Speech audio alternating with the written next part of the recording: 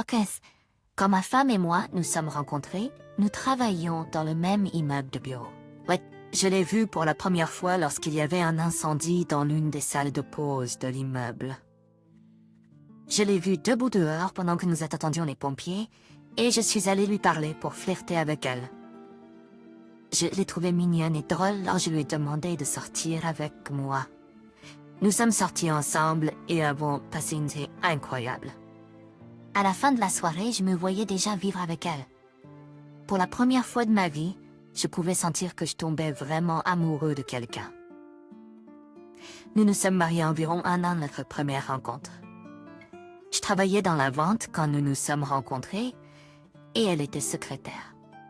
Aucun de nous n'a fait d'études supérieures et nous avions tous les deux toujours rêvé d'en faire si nous avions un jour les moyens. Après avoir travaillé pendant plusieurs années dans mon emploi, j'ai réalisé que je n'avais pas besoin d'aller à l'université. Je me débrouillais très bien tout seul et je grimpais les échelons et y travail. Ma femme voulait toujours y aller pour devenir enseignante et quitter son emploi sans avenir. Un jour, elle est rentrée du travail et m'a parlé d'un nouveau programme que son bureau proposait, où il couvrait les frais de scolarité pour que les employés étudient certaines choses. J'ai supposé que c'était un programme de formation continue pour les personnes qui avaient déjà fait des études supérieures pour apprendre de nouvelles choses dans leur domaine. Elle m'a dit que ce n'était pas le cas. Elle travaillerait à temps plein, mais irait à l'université communautaire locale, les soirs et les week-ends. Elle suivait principalement des cours d'éducation générale, mais ils l'ont également inscrite à des cours pratiques de gestion d'entreprise. Heureusement, elle ne prenait que 4 cours par semestre, et la plupart n'étaient qu'une fois par semaine. Je pouvais toujours la voir les soirs de mardi et jeudi, et elle avait complètement congé le dimanche. C'était beaucoup moins que ce à quoi j'étais habituée, mais je savais que ce n'était que temporaire, et qu'une fois terminée, elle serait plus heureuse et se sentirait plus épanouie. Environ à mi-chemin du semestre, elle m'a dit que son horaire de cours avait changé, et qu'elle devrait maintenant assister aux cours les jeudis soirs. Je trouvais ça très étrange, car je ne pensais pas que les horaires de cours pouvaient changer comme ça. Je lui en ai parlé, et elle m'a dit qu'un des professeurs avait eu une urgence familiale et ne pourrait pas enseigner à l'heure habituelle, donc elle a dû changer de cours. Ça n'avait toujours pas beaucoup de sens pour moi, mais je n'avais pas vraiment de raison de remettre en question son histoire. Autant que je sache, elle ne m'avait jamais menti dans le passé, donc je lui faisais confiance. Donc les lundis, mercredis, jeudis et vendredis, je voyais à peine ma femme. Je lui disais au revoir le matin, et je la revoyais vers 9 ou 10 heures du soir. Quand elle n'était pas au travail ou à l'école, elle était à la maison à étudier et à essayer de rattraper ses devoirs. Je peux voir que ça lui pesait. Elle et moi avons arrêté d'avoir des relations sexuelles complètement. Elle était trop stressée par tout ce qui se passait pour y penser. J'ai essayé de me convaincre que c'était pour le mieux, mais c'était frustrant. Quand elle était à la maison, j'ai profité au maximum de notre temps ensemble. J'essayais de lui faciliter les choses autant que possible. Je cuisinais pour elle, m'assurais que la maison était rangée et lui proposais de l'aider à étudier et à faire ses devoirs pour que ce soit un peu moins intense. C'était un mardi soir et j'attendais qu'elle rentre du travail, mais elle n'est pas venue. J'ai attendu un peu en pensant qu'elle était retenue au travail et qu'elle allait bientôt rentrer. Après environ 1 heure sans nouvelles d'elle, j'ai commencé à m'inquiéter. Je l'ai appelée plusieurs fois, mais elle n'a pas répondu. Après environ 2 heures et demie, elle est entrée dans la porte comme si rien ne se passait. Elle ne comprenait pas pourquoi j'étais contrariée. Elle a juré qu'elle m'avait dit qu'elle assistait à une séance d'études avec d'autres étudiants, mais ce n'était pas le cas. Nous avons eu une dispute à ce sujet, car elle refusait de croire qu'elle avait fait quelque chose de mal. Nous avons finalement abandonné, et j'étais juste reconnaissant qu'elle aille bien. Au cours des prochaines semaines, elle a assisté au même groupe d'études qu'elle avait mentionné ce soir-là. Je mentirais si je disais que je n'étais pas agacée qu'elle y assiste. J'avais très peu de temps à passer avec elle, et les mardis soirs étaient l'une des seules soirées de la semaine où je pouvais la voir. Je comprenais qu'elle voulait bien faire dans ses cours, mais cela semblait très irrespectueux qu'elle sacrifie le peu de temps que nous avions ensemble pour rejoindre un groupe d'études dont elle n'avait même pas besoin. Quand je lui ai demandé des détails sur le groupe, elle était très vague dans ses réponses. Elle ne m'a même pas dit ce qu'ils étudiaient. À peu près à la même époque, elle était très secrète avec son téléphone et il semblait toujours qu'elle avait quelque chose à cacher. J'ai commencé à être suspicieuse sur la véritable nature de ce groupe d'études. Mon instinct me disait qu'elle mentait à ce sujet et qu'elle essayait de justifier son temps loin de moi. Un jour, je lui ai demandé à qui elle envoyait des messages et elle m'a dit que c'était juste le groupe de discussion pour son groupe d'études. J'ai suggéré qu'elle les invite à dîner un soir, mais elle a rapidement rejeté l'idée. Elle m'a dit qu'ils n'étaient pas vraiment amis, juste des partenaires d'études. Après quelques semaines de la même chose, j'avais besoin d'avoir une confirmation qu'elle était honnête. Un jour, elle est rentrée à la maison et s'est rapidement endormie dans son lit. J'ai pris son téléphone et j'ai regardé à l'intérieur, espérant trouver une preuve que le groupe d'études existait vraiment. Elle avait spécifiquement mentionné un groupe de discussion, mais je n'ai vu aucune indication qu'il en existait un. J'ai vu quelques conversations diverses entre elle et d'autres étudiants, demandant des devoirs ou s'envoyant des liens sur des travaux de classe. À part ça, j'ai vu des messages de collègues. J'ai cliqué à travers eux juste pour m'assurer que tout allait bien, mais quand je suis arrivée à son patron, j'ai trouvé quelque chose d'intéressant. Les messages n'étaient pas explicites ou quoi que ce soit, mais il y en avait quelques-uns où il confirmait si elle restait tard certains jours. Presque tous étaient les mardis et jeudis. Ma femme répondait juste avec un pouce levé. Je ne voulais rien dire avant d'avoir une meilleure compréhension de ce qui se passait. Donc le mardi matin suivant, elle est allée travailler. Comme elle le faisait toujours, le matin. À ce moment-là, je travaillais entièrement à domicile. Donc je suis allée à son bureau à la fin de la journée pour vérifier comment elle allait. J'ai vu sa voiture dans le parking et j'ai attendu qu'elle sorte pour voir ce qui se passait. Pendant, elle n'est jamais sortie du bâtiment. Après avoir attendu environ une demi-heure, presque tout le monde était parti pour la journée. Ma femme n'était toujours pas sortie, donc j'ai décidé d'entrer et de voir ce qui se passait. Je n'ai pas trouvé ma femme à son bureau, mais j'ai remarqué que son patron était dans son bureau avec les lumières allumées. Je me suis approchée du bureau et j'ai écouté, entendant des gémissements et des grognements venant de l'autre côté. On pouvait supposer que ma femme était là avec lui. Au lieu de les interrompre, je me suis connectée à l'ordinateur de travail de ma femme et j'ai regardé à travers les messages Slack entre elle et son patron. Ils étaient assez prudents pour ne rien mentionner par message texte sur son téléphone, mais ils n'étaient pas aussi prudents avec leur canal Slack. J'ai trouvé des dizaines de messages où ils demandaient à ma femme quelle était la couleur de ses sous-vêtements, lui demandant de les enlever dans la salle de bain et de les lui apporter, et bien plus encore. Pendant qu'ils étaient dans son bureau en train de faire l'amour, j'ai pris des captures d'écran des messages et les ai envoyés à moi-même. J'ai attendu à son bureau qu'ils sortent de la pièce. Ils ont tous les deux été surpris de me voir là. Ma femme a essayé de faire comme si rien ne se passait, mais je lui ai immédiatement dit que j'étais pas idiot et que je savais qu'il se passait quelque chose. Cependant, je n'avais aucune idée que c'était son patron. Il a essayé d'intervenir et de me dire qu'il n'y avait pas lieu de réagir de manière excessive à la situation, mais cela ne m'a pas empêché d'avoir envie de le frapper. Mais ma femme m'a ensuite demandé de quitter le bâtiment avec elle pour qu'elle puisse tout m'expliquer. Je savais qu'il n'y avait aucune explication valable pour qu'elle me trompe, donc je ne voulais pas l'entendre. Je suis partie sans elle, mais malheureusement nous vivions dans la même maison, donc il était difficile pour moi de l'éviter. Elle m'a coincée dans la cuisine et a commencé à tout m'expliquer.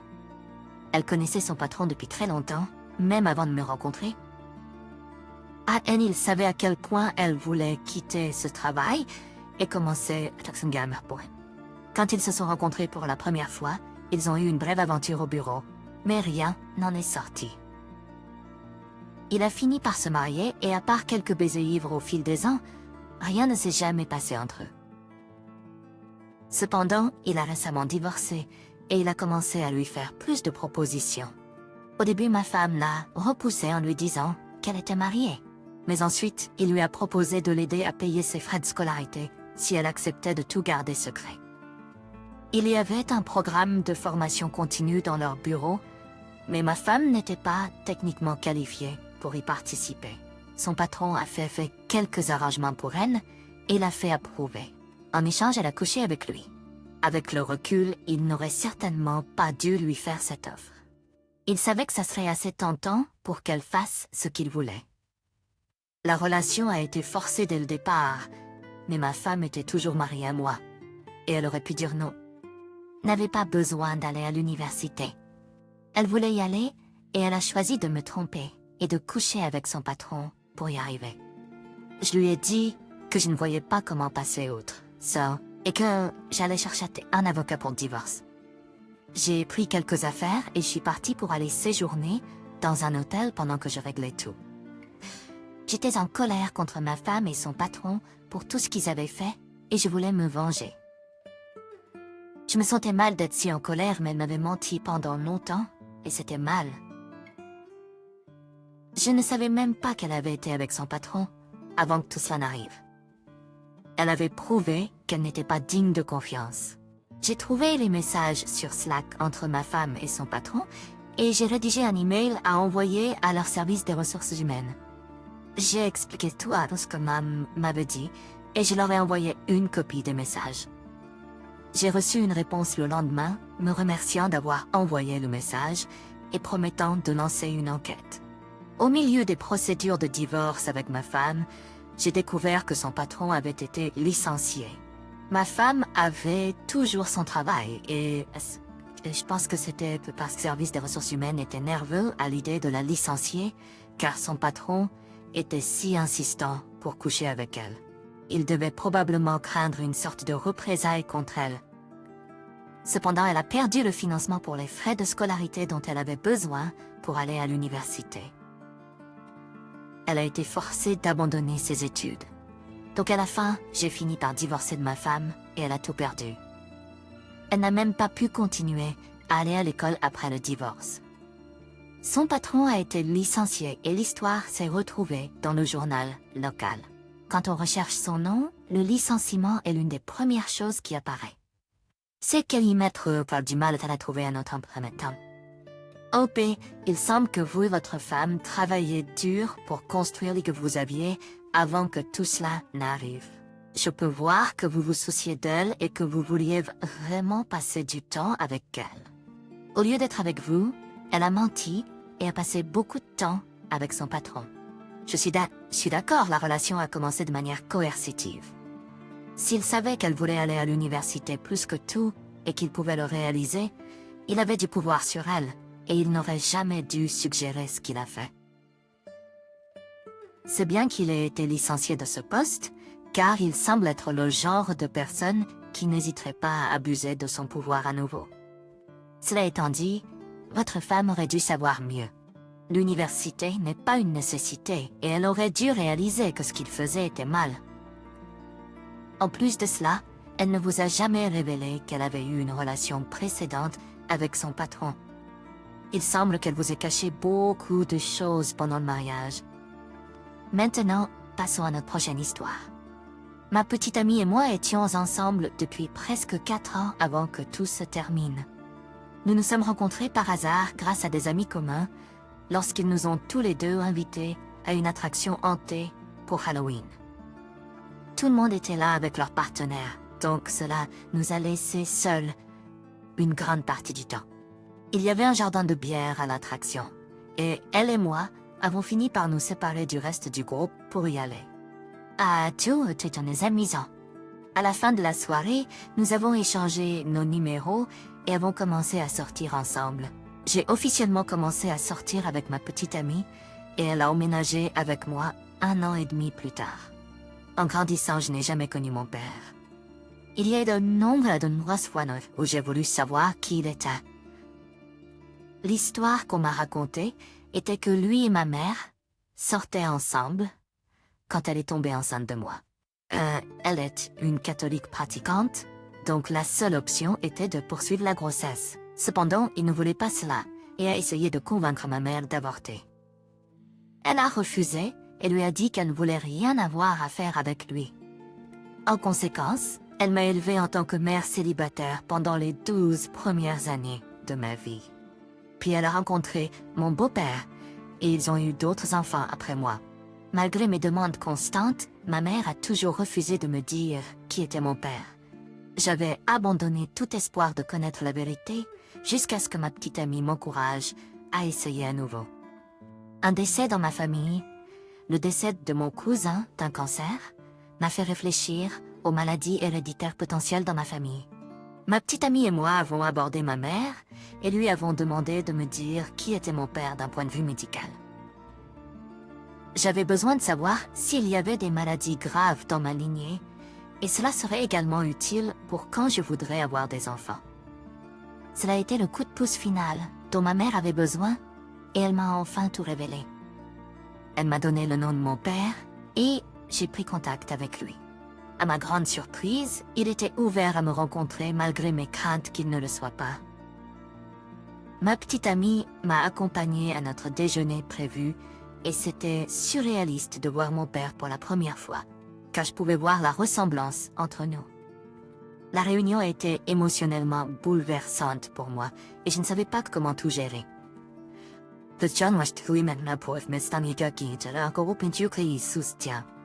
Environ une semaine plus tard, mon père biologique m'a recontacté et m'a demandé si je voulais le revoir.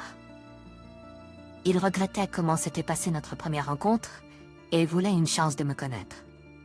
Ma petite amie m'a encouragée à lui donner une autre chance et je l'ai invité à m'accompagner car c'était difficile pour moi. Nous sommes allés pêcher sur son bateau à trois et nous avons passé un bon moment. Et ma petite famille Anda, il était marié et avait 3 enfants, tous plus jeunes que moi. Il m'a expliqué qu'il n'était pas prêt à être père lorsque ma mère était enceinte. Avant de nous séparer pour la journée, mon père et ma petite amie ont échangé leurs numéros pour que nous puissions tous planifier un moment pour rencontrer sa famille. J'étais impatient de rencontrer mes demi-frères et sœurs et ma petite amie était celle qui a tout organisé. Quelques semaines se sont écoulées sans que je voie mon père, mais nous sommes restés en contact par SMS. Ma petite amie m'a informé que mon père prévoyait un dîner à la fin du mois chez lui. Malheureusement, en travaillant sur un chantier de construction, j'ai fait tomber mon téléphone de 50 pieds de haut et était complètement endommagé. Il était brisé et inutilisable. J'ai acheté un nouveau téléphone dès que possible et j'ai transféré toutes mes données de l'ancien. J'ai déplacé la carte SIM pour une transition rapide. Il y avait quelques contacts qui n'étaient pas enregistrés sur la carte SIM que je devais ajouter à nouveau sur le téléphone. Quand je suis rentrée chez moi plus tard dans la journée, ma petite amie dormait sur le canapé. J'avais besoin du numéro de mon père pour lui faire savoir que j'avais un nouveau téléphone au cas où il aurait besoin de me contacter. Je connaissais le mot de passe du téléphone de ma petite amie et j'avais utilisé son téléphone d'innombrables fois auparavant, donc je n'ai rien pensé de mal en le prenant pour m'envoyer les informations de contact. Quand j'ai cliqué sur son nom dans les contacts, j'ai vu un nom historique d'appel entre eux deux. Ça a immédiatement attiré mon attention, car elle m'avait jamais dit qu'ils avaient eu des conversations au téléphone. Je suis allée dans une autre pièce et j'ai regardé les messages et l'historique des appels pour voir exactement ce qui se passait. Leurs messages ont commencé le jour où nous sommes tous allés en bateau ensemble.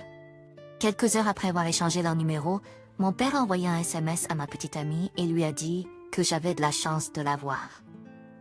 Ça a commencé de manière amicale et elle l'a remercié en disant qu'elle avait aussi de la chance de m'avoir. Puis mon père a commencé à être très coquet avec elle.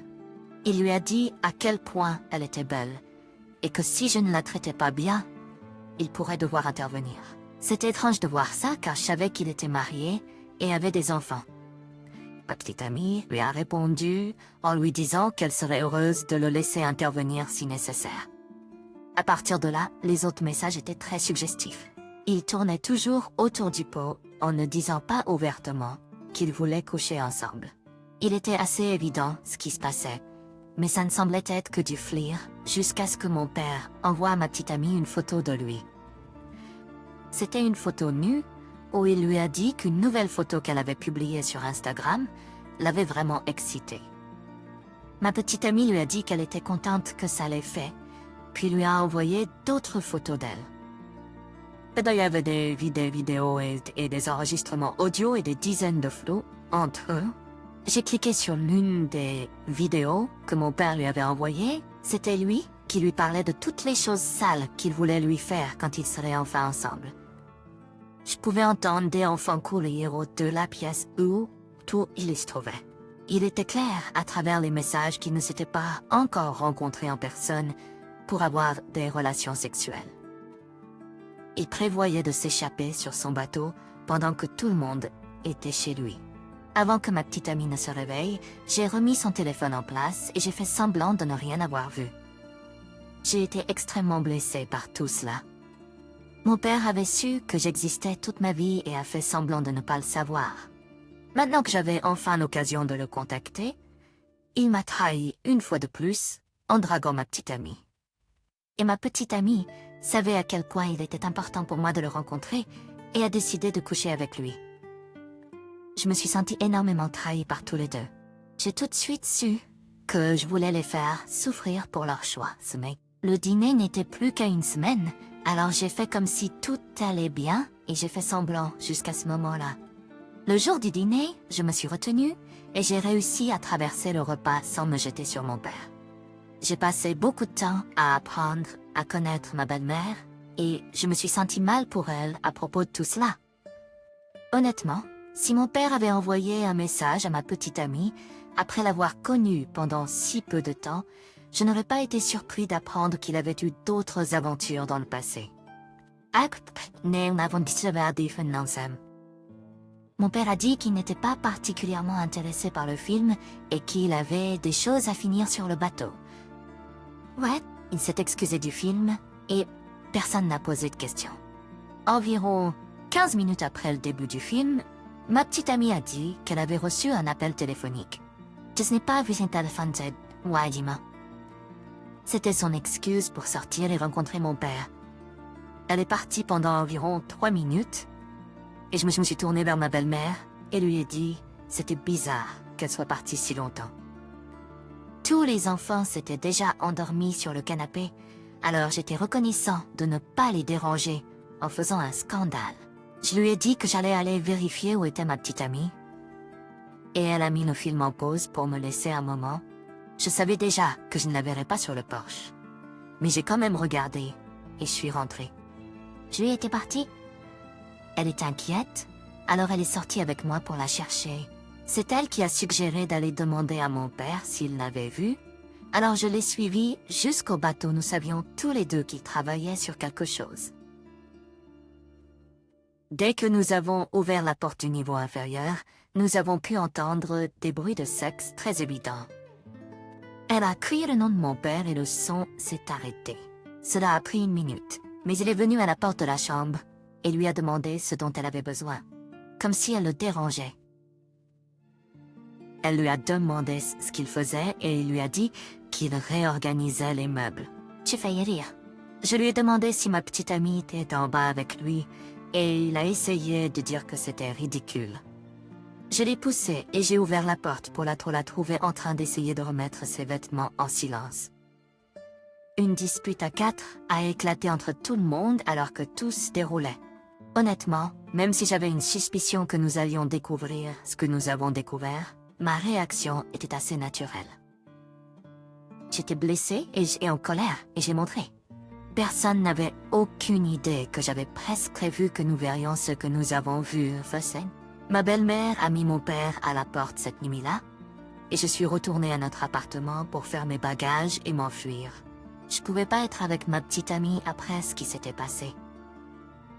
J'ai fini par déménager complètement de l'appartement quelques semaines plus tard. J'ai découvert que mon père cherchait un endroit où dormir, alors ma petite amie l'a invité chez elle. Ils se sont vus pendant quelques mois et ma petite amie est tombée enceinte. Il semble que mon père avait une certaine habitude dans sa façon de faire les choses. Il lui a dit qu'il avait déjà des enfants et qu'il essayait de réconcilier les choses avec sa femme. Il ne pouvait pas le faire s'il avait un autre bébé dans l'image. Il a essayé de le nier et il a même essayé de la convaincre d'avorter. Elle ne voulait pas le faire. Dès que j'ai découvert ce qui s'était passé, j'ai informé ma belle-mère pour qu'elle soit au courant qu'il allait essayer de lui mentir. Elle m'a remercié pour l'information et m'a assuré qu'elle resterait loin de mon père. Tous les amis que ma petite amie et moi avions en commun étaient choqués par ce qu'elle avait fait. Ils ne comprenaient pas comment elle pouvait coucher avec quelqu'un qui avait une relation si fragile avec son petit ami. Et ils pensaient qu'elle était sans cœur. Beaucoup d'entre eux ont arrêté de lui parler après tout ça. Elle a fini par avoir un enfant avec mon père, mais il n'était pas dans l'image. Mon père a divorcé de sa femme et a été obligé de payer une pension alimentaire et une pension alimentaire sur son salaire pour elle. En plus de cela, parce qu'un test ADN a prouvé qu'il était le père de l'enfant de mon ex-petite amie, il a également été obligé de payer une pension alimentaire. Je doute fortement qu'il ait économisé ses propres salaires. OP, je n'arrive pas à imaginer à quel point tu dois te sentir trahi après que deux personnes en qui tu aurais dû avoir confiance t'aient fait ça, surtout compte tenu de tout ce que tu as vécu avec ton père. Pour lui t'avoir abandonné toute ta vie et ensuite te trahir délibérément est dégoûtant. Honnêtement, je pense que tu étais mieux sans le connaître. Il semble être un vrai salaud. Ta petite amie a vu à quel point tu étais vulnérable quand tu l'as rencontré et à quel point ça comptait pour toi, et elle a ruiné ça. Elle a couché avec ton père biologique juste après que tu découvert qui il était. C'est déjà assez grave, sans considérer qu'il était marié et avait des enfants à prendre soin. Leur égoïsme a complètement ruiné deux familles. Il semble qu'ils vivent maintenant des vies qu'ils n'attendaient pas et qui ne sont probablement pas très heureux. Là, ils le méritent et rien de plus. Le karma li à la taper à la fin. Merci à tous d'avoir pris le temps d'écouter les histoires d'aujourd'hui. Si vous avez aimé écouter, n'hésitez pas à aimer et à vous abonner si ce n'est pas déjà fait. De plus, commentez ci-dessous vos réflexions sur ce qui s'est passé. Si vous avez une histoire à partager avec moi sur votre propre situation ou celle de quelqu'un d'autre, n'hésitez pas à me contacter. Prenez soin de vous.